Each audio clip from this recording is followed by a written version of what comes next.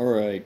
I told you all I would come on if there was any developments pertaining to the either the placement of a no-fly zone, a what do I call it? Blockade of Crimea, or mass placements of Western troops. By Western, I mean NATO or American, NATO being the European allies, uh, on the borders of Russia inside Ukraine, essentially. Um, and that's actually happening now. There's been sanctions put into place by Biden. We know that that's just happened. Um, Tougher sanctions than they even already had because there were already sanctions on Russia, but they were limited in their scope.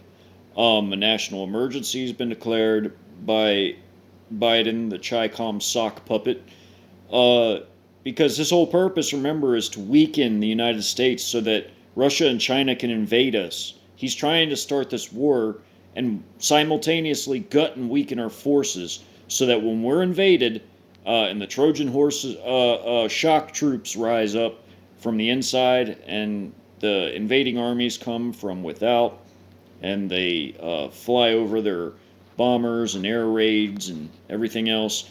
It'll all be simultaneous. It'll be like a rapid takedown of us militarily.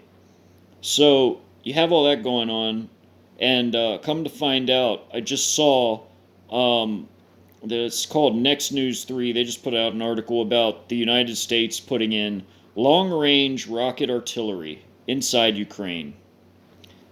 Not smart. Not smart.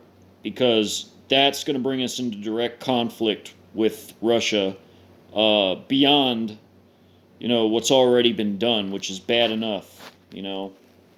It's not good. So, all that's going on and all that's going to do is antagonize them. And meanwhile, you got China over there in East Asia with their maritime militia surrounding the Philippines, ready to strike at any moment.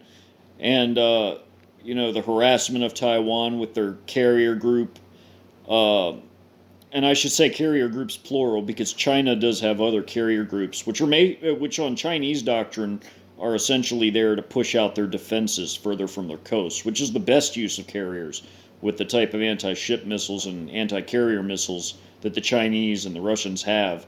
Um, so all that's going on, and I wanted to let you all know because like I told you before, in this war, World War II saw the first limited use of nuclear weapons, and World War III, I'm sure they'll be much widely used, much more so.